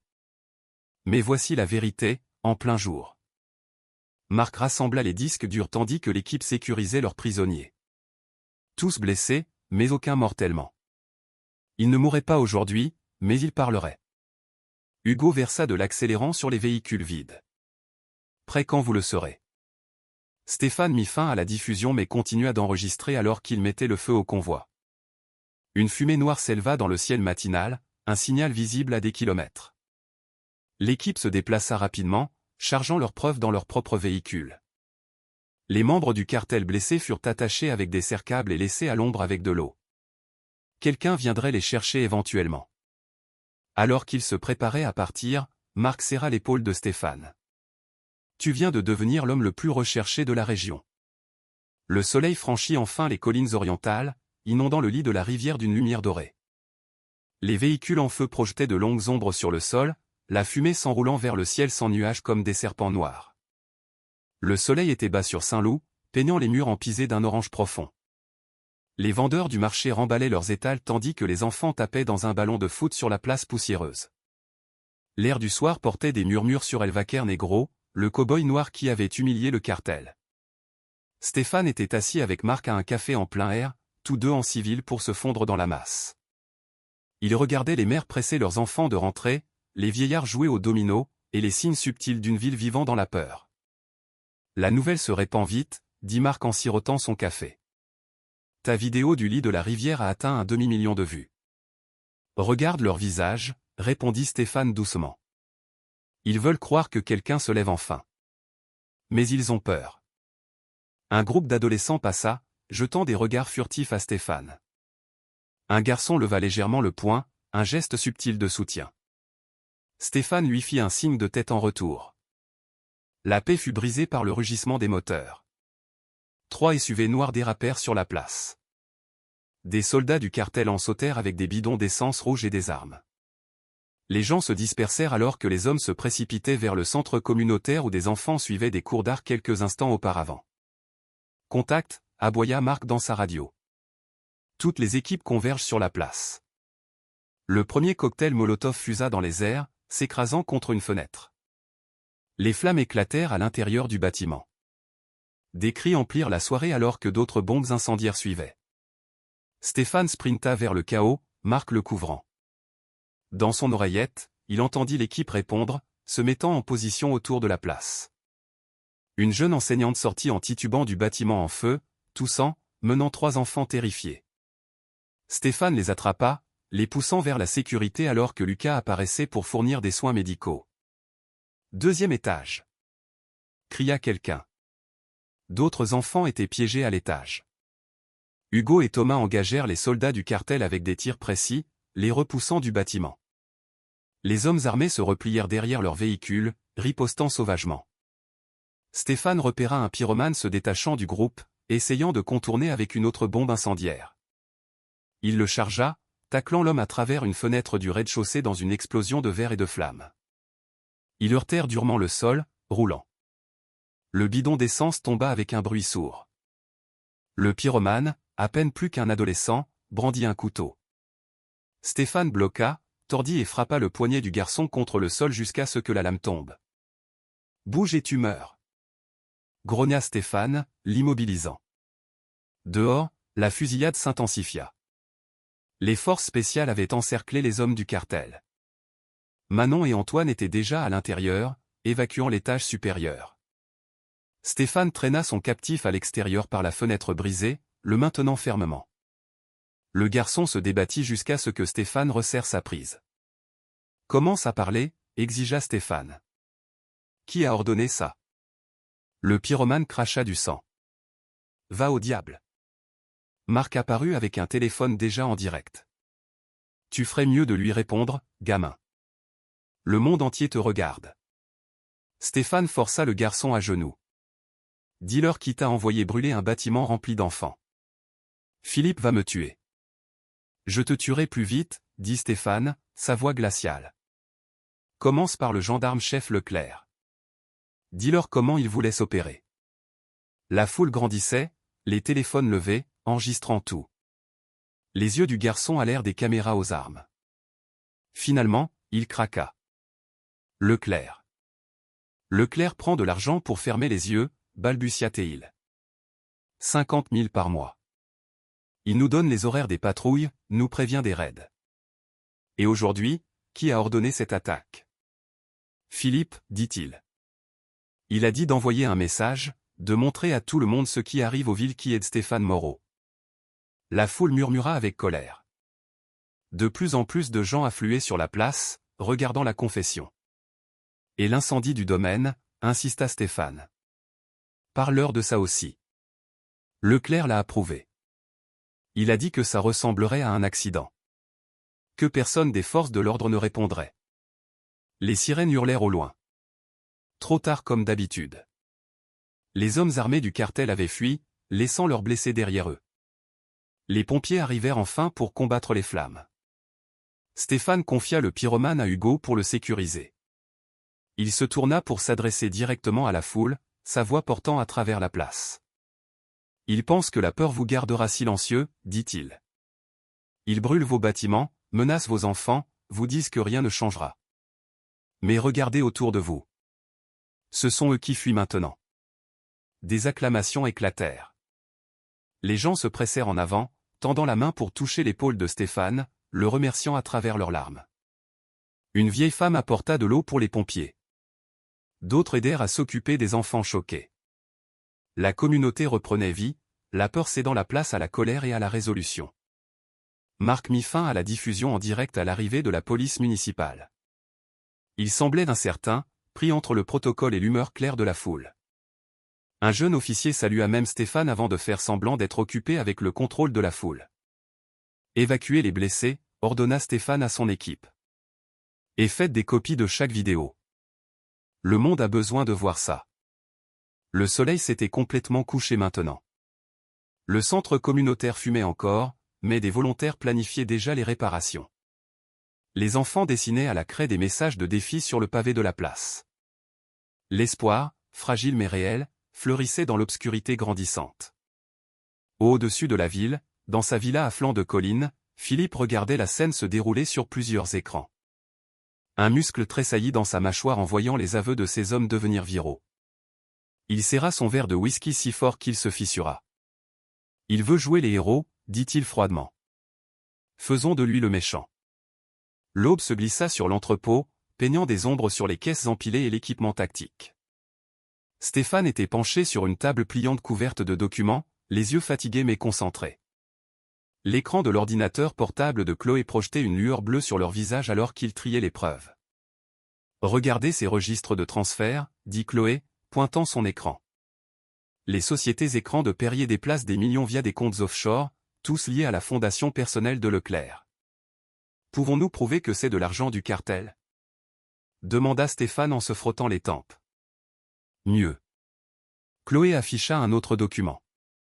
Ces études géologiques montrent des gisements de lithium sous votre domaine, datés de 3 mois avant le début des premières menaces. Leur séance de planification fut interrompue par Maxime, qui entra en portant son équipement de communication. Ses mouvements semblaient saccadés, nerveux.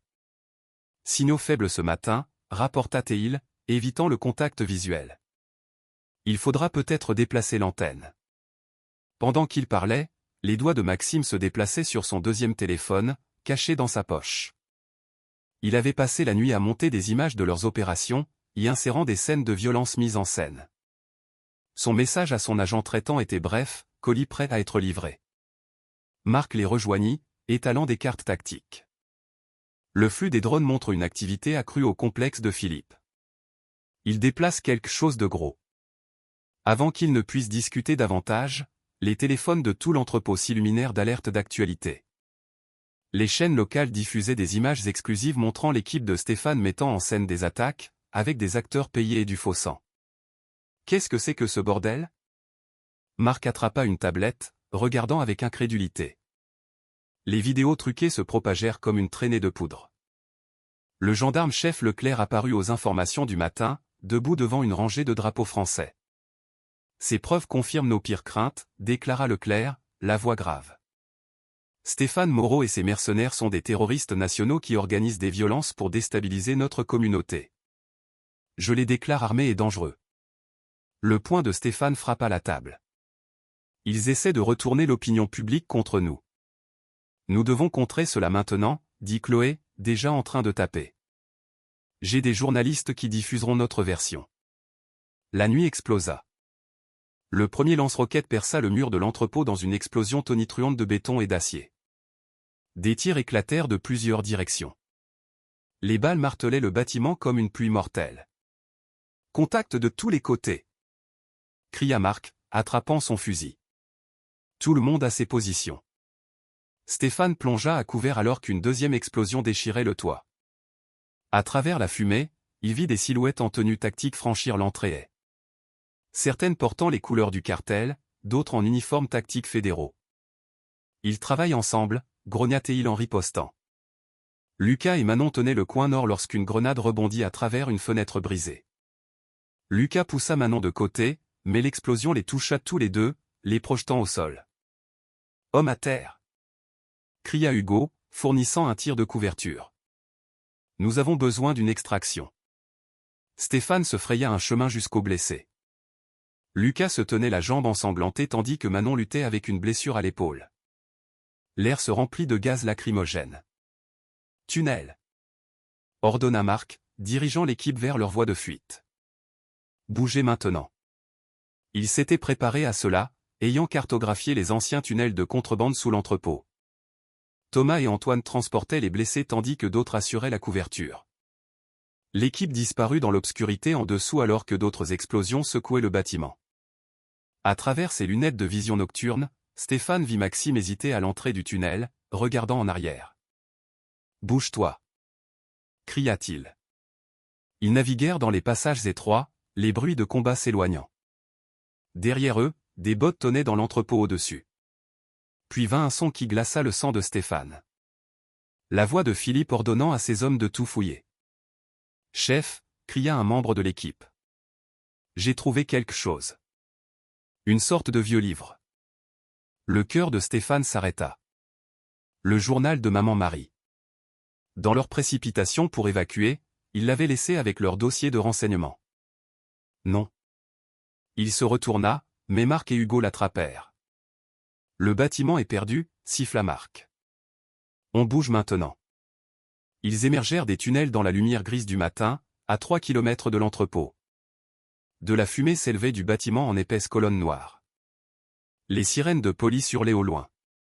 L'équipe se regroupa dans un lit de ruisseau asséché. Lucas, malgré la douleur, soigna les blessures de Manon tandis que d'autres établissaient un périmètre de sécurité. Chloé passait des appels urgents à des journalistes sympathisants, essayant de contrer le récit de Leclerc. Stéphane se tenait à l'écart, la poitrine haletante de rage et de chagrin. Le journal avait été son dernier lien avec Maman Marie, rempli de sa sagesse et de la vérité sur leur terre. Maintenant, Philippe l'avait. Son poing s'abattit sur la terre une fois, 2 fois, encore. Le sang stria ses articulations. Quand il parla, sa voix était rauque.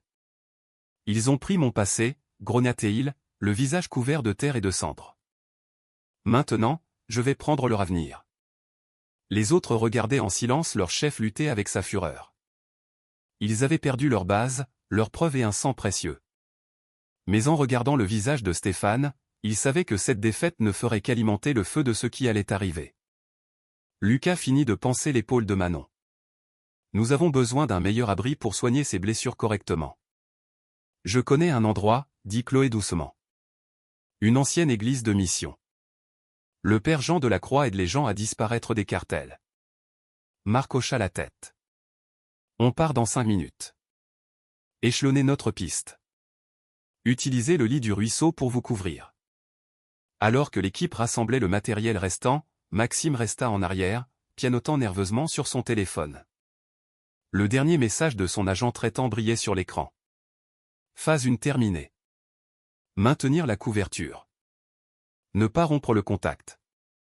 Le soleil matinal montait plus haut, promettant une autre journée de poussière et de chaleur. Mais pour l'instant, les survivants du raid de l'entrepôt ne pouvaient se concentrer que sur la prochaine étape, le prochain souffle, et le poids de tout ce qu'ils avaient perdu. La pluie martelait le toit en tôle du gîte isolé dans les Cévennes, un battement régulier qui correspondait au battement du cœur de Stéphane alors qu'il était assis seul à la lueur d'une lampe. Ses doigts traçaient les bords carbonisés du journal de sa grand-mère. La plupart des pages étaient maintenant réduites en cendres. Les quelques fragments survivants parlaient de ces luttes. Des combats contre l'accaparement des terres, des marches pour le droit de vote, des confrontations avec des hommes en uniforme qui pensaient que leur pouvoir était divin. « Ta terre est ta voix, mon garçon », disait un passage.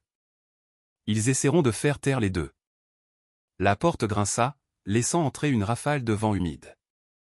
Chloé se précipita à l'intérieur, son imperméable dégoulinant, serrant contre sa poitrine une mallette à documents étanches. Ses yeux brillaient d'une lumière urgente.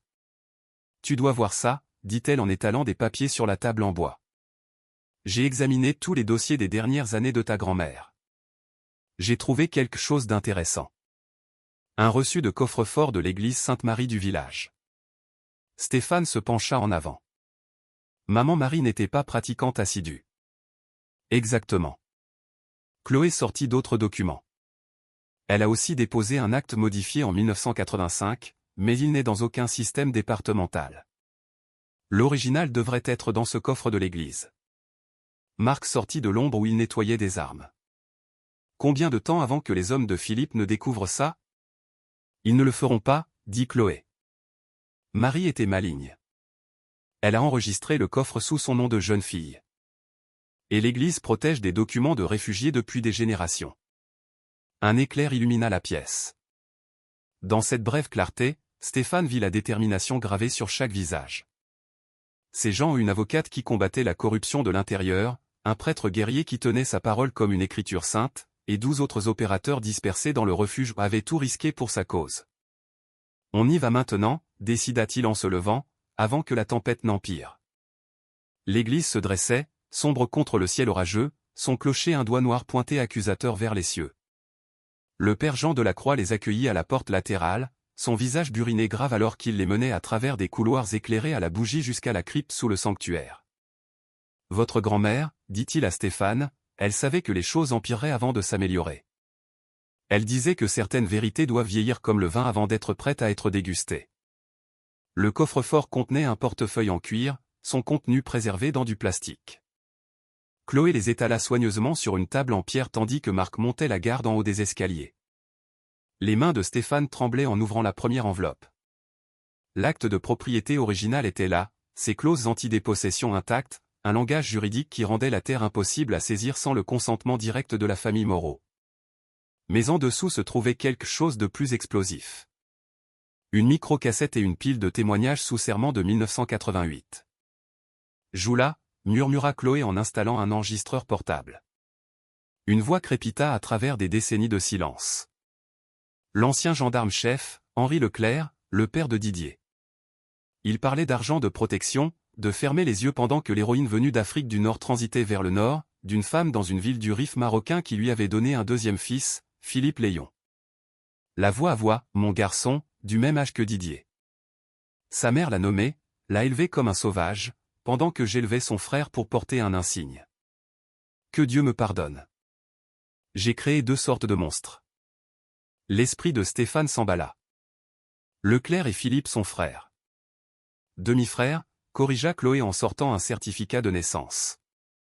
Tous 2 fils d'un gendarme-chef corrompu qui pensait pouvoir contrôler les 2 côtés de la frontière. Un légitime, un caché, tous 2 pourris jusqu'à la moelle. La vérité frappa Stéphane comme un coup physique. Il ne s'agissait pas seulement de sa terre ou même du pouvoir du cartel. Il s'agissait d'héritage, de la façon dont la corruption coulait dans les lignées comme du poison, d'hommes puissants qui pensaient pouvoir jouer des 2 côtés de la justice. Votre grand-mère savait, dit doucement le père Jean. Elle a gardé ses secrets jusqu'au bon moment, jusqu'à ce que quelqu'un d'assez fort puisse les utiliser. D'autres papiers émergèrent, des virements bancaires montrant Henri Leclerc finançant les débuts de l'entreprise criminelle de Philippe, des photos des 2 frères lors de réunions secrètes, et enfin une lettre de maman Marie elle-même. À quiconque lira ceci, lut Stéphane à voix haute, la voix épaisse d'émotion. Sachez que le mal pousse mieux dans l'ombre. Amenez-le à la lumière. Que la vérité soit votre arme et la justice votre bouclier. La tempête faisait rage dehors, mais dans le silence de la crypte, l'équipe se rassembla autour de Stéphane. Ils virent dans son visage le poids de la compréhension et l'acier de la résolution. Lucas parla le premier. Ces salauds ont brûlé ta maison, pensant effacer ton histoire. Au lieu de cela, ajouta Hugo, ils ont juste révélé la leur. Antoine posa une main lourde sur l'épaule de Stéphane. Tes ordres, chef. Comment on joue ça? Stéphane regarda chaque visage tour à tour. Des guerriers qui l'avaient suivi dans le feu. Une avocate qui avait fouillé des décennies de mensonges. Un prêtre qui avait gardé la vérité comme une flamme sacrée. Ces preuves n'étaient pas seulement un levier. C'étaient des munitions pour un règlement de compte. Marc s'avança, son expression dure comme le granit. On termine ça ce soir. Le tonnerre gronda au-dessus comme un tir d'artillerie, et les bougies vacillèrent dans la crypte. À cet instant, tenant le dernier cadeau de sa grand-mère, Stéphane sentit sa présence aussi clairement que la pluie battant contre les pierres de l'église au-dessus. La vieille grange craquait sous la tempête mourante, les bougies projetant des ombres dansantes sur le bois usé. Stéphane se tenait devant une table de planification improvisée en réalité, juste des planches sur des tréteaux où des photos satellites et des plans du mas de Philippe sur les hauteurs du Luberon s'étalaient comme un champ de bataille en papier. Les 15 se rassemblèrent autour de lui, leurs visages graves à la lumière vacillante. Le gala de bienfaisance de demain soir, dit Marc, tapotant l'entrée principale de la villa. Collecte de fonds annuels pour le développement des communautés frontalières. En réalité, juste une façade de blanchiment d'argent. Thomas, leur spécialiste du renseignement, s'avança. La liste des invités comprend des alliés du cartel, des fonctionnaires corrompus et de vrais philanthropes qui ne savent rien. Une couverture parfaite pour l'opération. Et un levier parfait, ajouta Chloé depuis son poste informatique. Elle avait installé un centre de commandement dans le coin, plusieurs écrans brillants de flux de données. Tous les sales accords dans une seule pièce. Hugo déroula des plans architecturaux volés au bureau municipal. 3 points d'accès. Entrée principale ici, entrée de service par les cuisines, et le garage privé de Philippe en dessous. La sécurité sera lourde, mais partagée entre la surveillance des invités et la protection du complexe. Et l'équipe de traiteurs ? Demanda Stéphane, étudiant la disposition de la cuisine. Manon sourit, son visage balafré captant la lumière des bougies. Déjà réglé. 5 de nos contacts locaux sont placés comme serveurs. Ils désactiveront les générateurs de secours à notre signal. Lucas, les bras encore bandés de l'attaque de l'entrepôt, désigna les collines environnantes. Les images des drones montrent des angles morts dans leur périmètre. Nous pouvons nous insérer par les oliveraies ici et ici. Et la liste des invités ? Marc se tourna vers Chloé. Elle hocha la tête, tapant rapidement. J'ai piraté leur système de gestion d'événements. J'ai ajouté nos couvertures en tant que petits promoteurs immobiliers de Nice. Ils s'attendent à de l'argent frais. Ils ne regarderont pas de trop près. Antoine, leur expert en démolition, posa un ensemble de petits appareils. Des grenades aveuglantes modifiées. Moins de bruit, plus d'éclat. On ne risquera pas les civils, mais ça désorientera la sécurité assez longtemps. Communication ? Stéphane se tourna vers Maxime, toujours incertain de lui faire confiance après les récents événements. Réseau maillé crypté, répondit Maxime, sans croiser le regard de Stéphane. Chaque équipe est autonome. Le fourgon de commandement de Chloé aura la capacité de prendre le dessus. Le plan prit forme à la lueur des bougies. Des équipes de 3 s'inséreraient sous plusieurs angles. Chloé coordonnerait depuis une crête voisine, prête à tout diffuser en direct. La police municipale était cartographiée, leur temps de réponse calculé. Chaque éventualité avait une contre-mesure. Rappelez-vous, dit Stéphane, sa voix portant à travers la grange. Il ne s'agit pas seulement de vengeance. Il s'agit de vérité, de montrer au monde ce qui se passe quand le pouvoir n'est pas contrôlé. Il sortit les preuves de la crypte de l'église, les certificats de naissance, les aveux, la preuve de décennies de corruption. Nous ne frappons pas seulement un chef de cartel. Nous exposons un système qui permet à des hommes comme Philippe et Leclerc de penser qu'ils possèdent la justice. Marc hocha lentement la tête. La vérité frappe plus fort que les balles. En parlant de vérité, interrompit Chloé. J'ai des contacts médias prêts. Une fois que nous commencerons à diffuser, tous les grands réseaux reprendront l'information. Personne ne pourra étouffer cette histoire. L'équipe se sépara en groupes spécialisés, vérifiant l'équipement. Les charges d'effraction furent préparées, les communications testées, les trousses médicales vérifiées. Chaque opérateur se déplaçait avec l'économie précise d'une longue expérience. Pas de masque, déclara Stéphane en les regardant travailler. Pas de pitié, mais pas de mort sauf si nécessaire. Nous ne sommes pas eux. Nous sommes ceux qui les arrêtent. Règle d'engagement? Demanda Lucas, emballant des fournitures de traumatologie supplémentaires. Maîtrisé et sécurisé, répondit Marc. Ce ne sont pas des soldats que nous affrontons. Ce sont des brutes avec des armes. Frappez fort, frappez vite, mais faites-le proprement. Thomas afficha l'imagerie thermique du complexe sur sa tablette. Le personnel de cuisine change à 19 h. Les premiers invités arrivent à 20 h. Nous agissons à 21 h, quand la fête battra son plein. Et Leclerc? Demanda Antoine. Il sera là. Laissez-le venir, dit Stéphane sombrement. Laissez-le voir l'empire de son frère s'effondrer. Laissez-le faire face à ce que sa famille a construit. La planification se poursuivit jusqu'à minuit. Chaque détail fut affiné, chaque position coordonnée. Il entrerait comme des fantômes et repartirait comme la justice incarnée. Dans le coin, Chloé préparait son équipement de diffusion. Une fois que ça commencera, il n'y aura pas de retour en arrière. Le monde entier verra. Bien, répondit Stéphane. Certains péchés ont besoin de témoins. La tempête était complètement passée maintenant, laissant un ciel nocturne clair visible à travers les interstices de la grange. L'équipe commença les derniers préparatifs, vérifiant les armes et ajustant l'équipement tactique. Chaque opérateur se déplaçait avec l'intensité concentrée d'hommes qui avaient déjà fait cela, qui connaissaient le poids de ce qui allait arriver. Stéphane sortit un instant, respirant l'air lavé par la pluie. La lune s'était levée, pleine et accusatrice, projetant une lumière argentée sur les flaques d'eau. Au sud, il pouvait voir des lumières scintiller à l'horizon. Le mas de Philippe brillant comme un défi contre les collines sombres. Les mêmes collines où sa grand-mère avait autrefois marché, portant des secrets qui pouvaient brûler des empires. La même terre qui avait vu des générations de lutte contre des hommes qui confondaient pouvoir et droit. Demain, ces collines verraient la justice. Une vraie justice, non achetée avec du sang ou enterrée sous des pots de vin, mais construite sur la vérité et les témoins et le courage de rester inébranlable. Derrière lui, dans la grange, il entendit les bruits silencieux de guerriers se préparant au combat, le clic des chargeurs vérifiés, le chuchotement des couteaux de combat affûtés, le doux murmure d'hommes donnant leurs dernières instructions. La lumière du complexe de Philippe semblait pulser comme un battement de cœur contre le ciel nocturne. Bientôt, ce cœur s'arrêterait. Bientôt, la vérité remplacerait le pouvoir. Bientôt. La musique flottait à travers le mas de Philippe sur les hauteurs du Luberon, un quatuor à cordes jouant dans un coin du grand hall d'entrée. Des lustres en cristal projetaient une lumière fracturée sur les sols en marbre où l'argent de l'élite française se mêlait alors du cartel.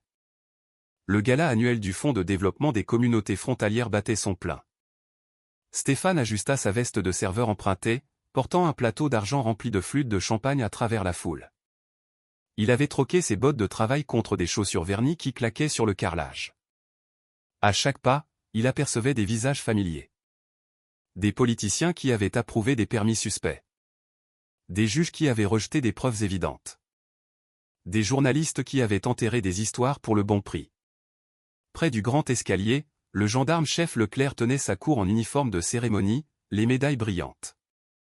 Il riait avec les donateurs, jouant le rôle de l'humble homme de loi, tandis que les soldats de son frère surveillaient depuis des positions discrètes autour de la pièce. Entrée de service dégagée, chuchota la voix de Marc dans l'oreillette de Stéphane. Il était dans les cuisines avec 3 autres membres des forces spéciales, tous en uniforme de service. Charge posée sur les générateurs de secours. Équipe de toit en position, vint la confirmation silencieuse de Thomas. La couverture des drones ne montre aucune contre-surveillance. Ils sont aveugles. La voix de Chloé crépita depuis le fourgon de commandement. Équipement de diffusion en ligne. Tous les grands réseaux sont en attente. Tu donnes le mot, on passe en direct. Stéphane se déplaça à travers la foule comme un fantôme, notant les positions de sécurité. Les hommes de Philippe essayaient d'avoir l'air élégants dans des costumes mal ajustés, mais leurs yeux les trahissaient. Des yeux de prédateurs, toujours en train de scanner. Il compta 16 gardes visibles, probablement le double de cachets. La musique classique passa à une valse. Sur la mezzanine au-dessus, Philippe apparut dans une veste de smoking blanche, une montre en or captant la lumière. Le journal de Maman Marie, était niché sous son bras comme un trophée. Il descendit lentement les escaliers, savourant son moment. Cible confirmée, subvocalisa Stéphane, passant à la phase 2. Il posa son plateau de champagne sur une table d'appoint et se dirigea vers le couloir de service. Un garde se mit sur son chemin, la main se déplaçant vers son arme dissimulée.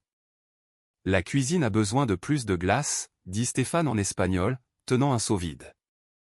Le garde hésita, puis le laissa passer. Dans le chaos contrôlé de la cuisine, Marc et les autres avaient déjà maîtrisé le vrai personnel, attaché avec des serre-câbles et sécurisé dans le congélateur. Des grenades fumigènes étaient cachées dans des caisses de champagne, prêtes à être déployées. 60 secondes, annonça Chloé. Les flux sont actifs. Stéphane prit position près des portes principales. À travers les fenêtres, il pouvait voir l'équipe d'Hugo sur le périmètre, déguisée en voiturier. Les charges d'effraction d'Antoine étaient en place sur les boîtiers de jonction électrique. 30 secondes. Marc fit le décompte. Dieu nous regarde, mon frère. Fais ça proprement. La musique classique atteignit un crescendo. Philippe parlait maintenant, remerciant ses distingués invités de soutenir les communautés frontalières. L'ironie aurait été drôle si elle n'avait pas été si violente. 10 secondes, dit Chloé. Caméra prête. 5 4 3 2 exécuté. Le mas plongea dans l'obscurité. Avant que quiconque ne puisse réagir, de la fumée s'échappa de points stratégiques autour de la salle de bal. La musique du quatuor mourut dans des couinements confus. Des cris éclatèrent alors que des grenades aveuglantes tonnaient dans l'espace. Stéphane se déplaça rapidement, vision nocturne activée. 2 gardes tombèrent avant d'avoir pu dégainer. Des frappes précises à la gorge et à la tempe. L'équipe de Marc surgit de la cuisine, ciblant les positions de sécurité cartographiées lors de la reconnaissance. Dégagez. Dégagez. Dégagez. Les appels de confirmation arrivèrent en rafale via les communications alors que les équipes sécurisaient leur secteur. Les invités se ruèrent vers les sorties pour les trouver contrôlés par des membres des forces spéciales déguisées. La fumée créait le chaos, mais l'équipe se déplaçait à travers elle comme des requins dans des eaux sombres. Chaque opérateur avait des cibles spécifiques. Le juge corrompu essayant de se cacher derrière une colonne. Le promoteur tendant la main vers un bouton de panique. Les flics véreux cherchant leurs armes. Le clerc beuglait des ordres, son autorité s'effritant alors qu'il réalisait qu'il avait perdu le contrôle. Il sortit son arme de service, mais l'équipe de Thomas était prête. Un tir de précision avec une balle de défense le fit tomber, haletant. Cible principale en mouvement, annonça Lucas. Philippe se dirige vers la salle de bal. Stéphane le poursuivit à travers des couloirs remplis de fumée. 2 soldats du cartel émergèrent d'une porte latérale. Il les abattit durement, les os craquant contre les murs. Leur costume coûteux ne les aidait pas à se battre mieux que des vêtements de ville. Un autre garde brandit un pistolet mitrailleur. Stéphane attrapa le canon, le tordit et donna un coup de genou. L'arme tomba avec un bruit sourd alors que son propriétaire se pliait. Pas de coup de feu, juste l'impact humide du poing sur la chair, de la botte sur l'os. Il pouvait entendre Philippe crier des ordres en espagnol et en français. Les portes de la salle de bal étaient juste devant. Des panneaux de bois ornés, sculptés de scènes de chasse. Approprié. La voix de Marc parvint à son oreillette. Sois avisé, hostiles se regroupent dans la salle de bal. Compte au moins 8 armées. Reçu, répondit Stéphane, reprenant son souffle. La diffusion est en direct? Affirmatif, confirma Chloé. Le monde entier regarde. Fais en sorte que ça compte. À travers les portes, il pouvait entendre la voix de Philippe s'élever de colère. Le journal de sa grand-mère, serait là. La preuve physique d'un vol générationnel et de la corruption, détenue par l'homme qui avait brûlé sa maison. Stéphane roula les épaules, se recentrant. La fumée commençait à se dissiper. Des coups de feu crépitèrent quelque part dans l'aile du mas. L'une des équipes faisant face à la résistance. Il se dirigea vers l'entrée de la salle de bal, entendant Philippe aboyer des ordres à ses hommes restants. C'était le moment vers lequel tout avait convergé. Toute la douleur, toutes les pertes, toutes les longues nuits de planification se termineraient ici. Les portes se dressaient devant lui. Au-delà attendait Philippe, le journal, et le genre de justice qui ne pouvait être ni acheté ni enterré. Stéphane prit une dernière inspiration et avança. Les portes de la salle de bal s'ouvrirent en grand. Des coups de feu éclatèrent dans l'obscurité. La salle de bal explosa dans le chaos. Des éclats de cristal pleuvaient alors que le premier lustre s'écrasait sur le sol en marbre, faisant se disperser les invités. Les lumières de secours projetaient une lueur infernale et rouge sur tout. La fumée s'enroulait dans l'air comme des fantômes en colère. Philippe se tenait au centre de tout cela.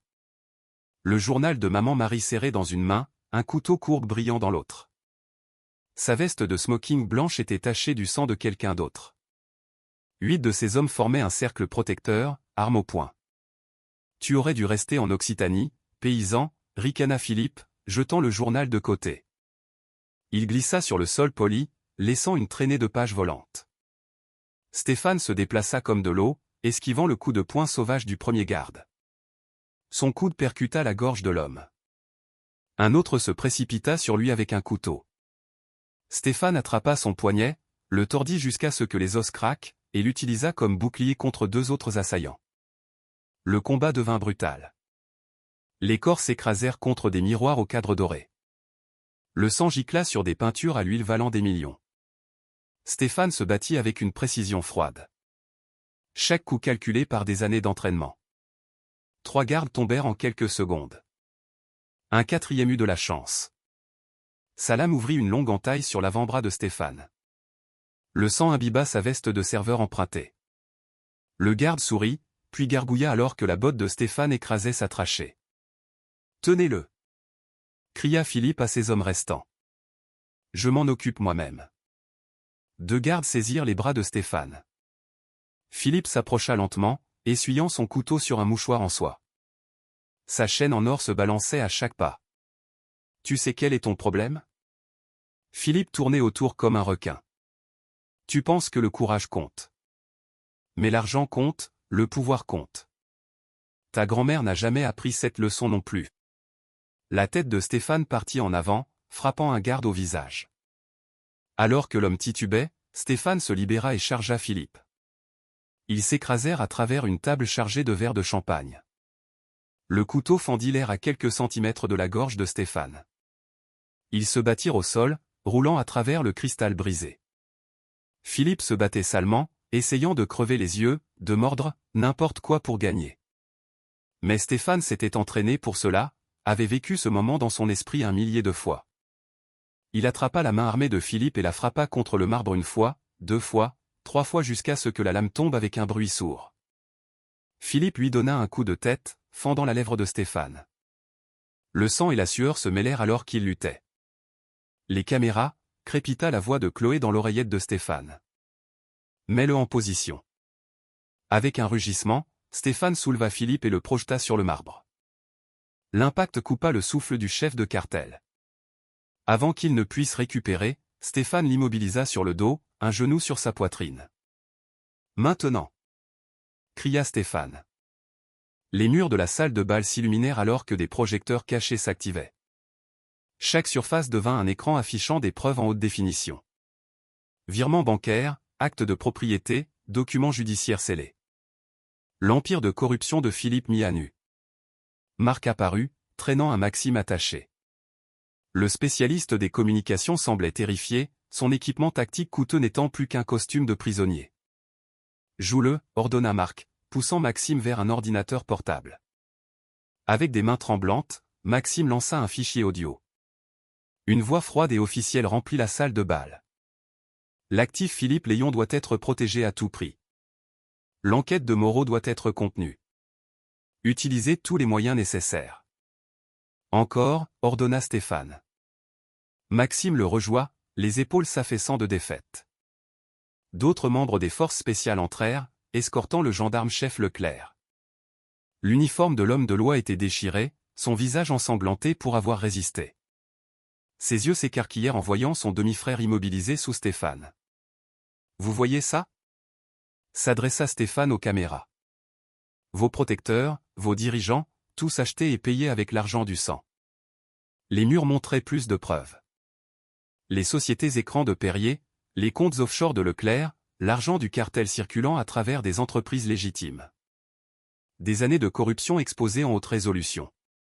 Le monde entier regarde, annonça Chloé. Tous les grands réseaux viennent de reprendre le flux.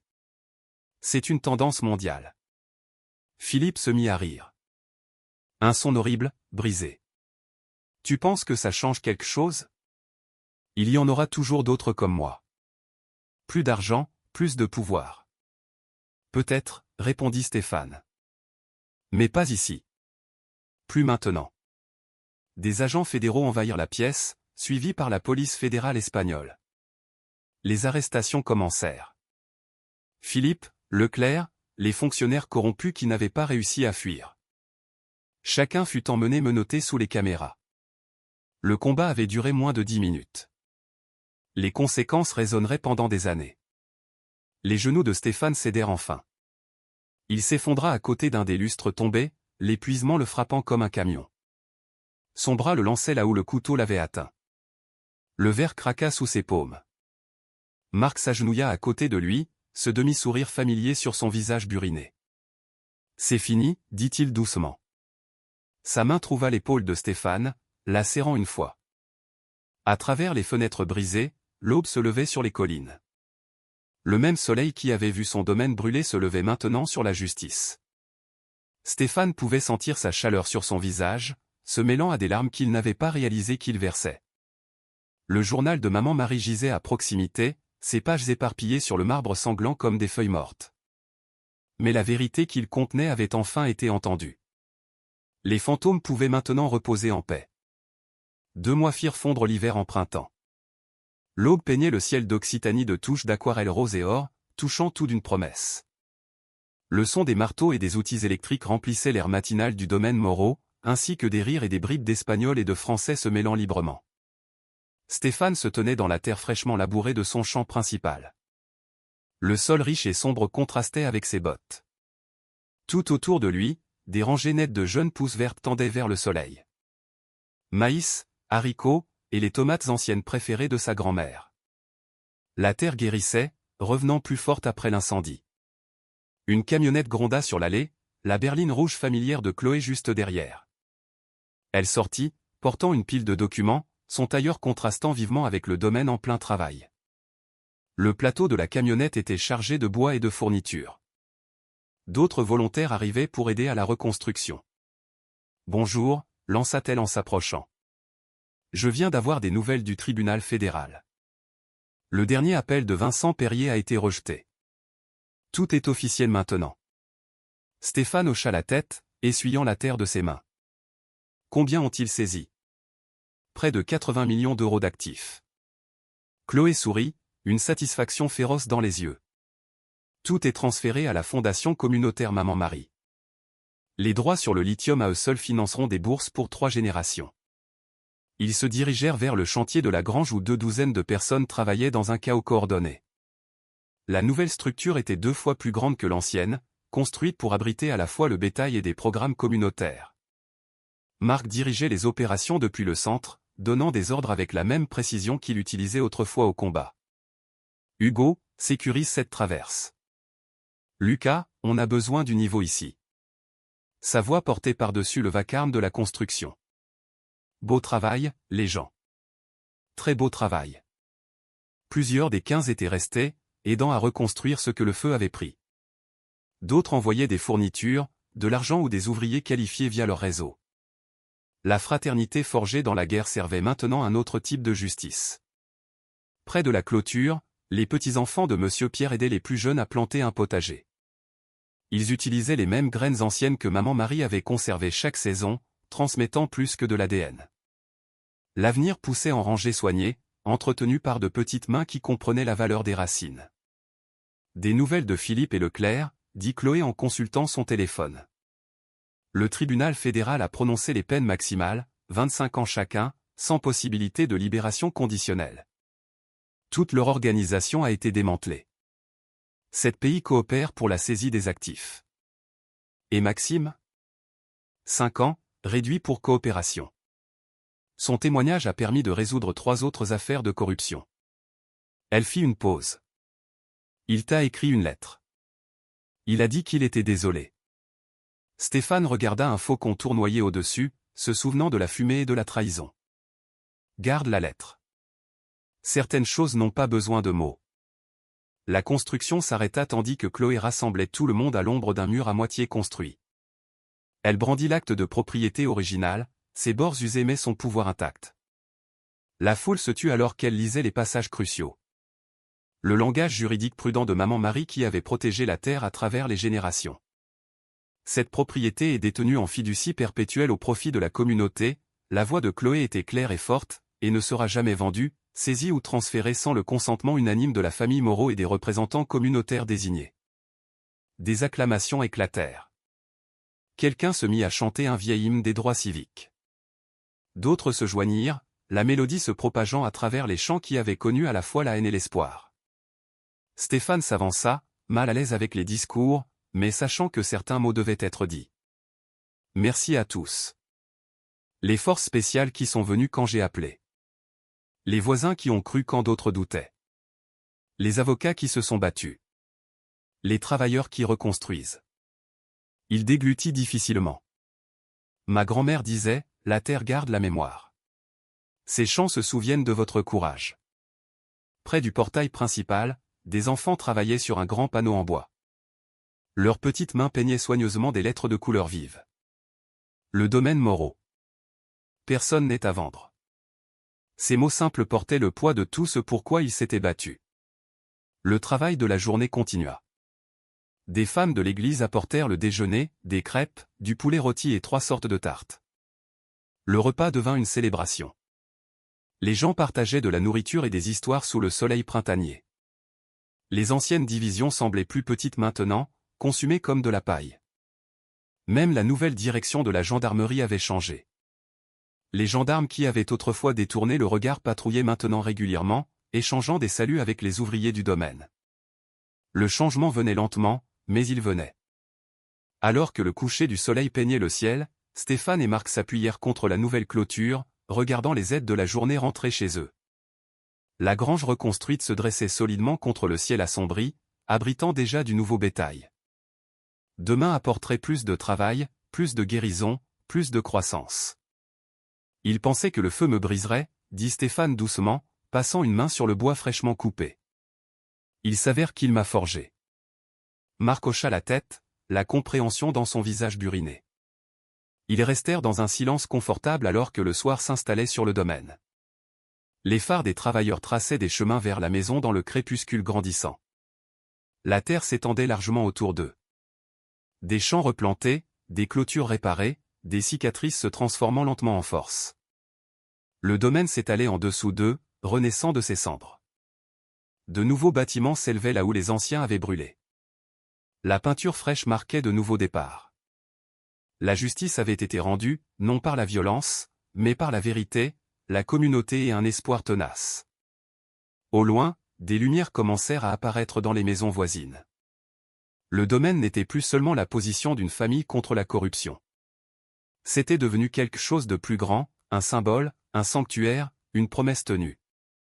J'espère que vous avez apprécié cette histoire.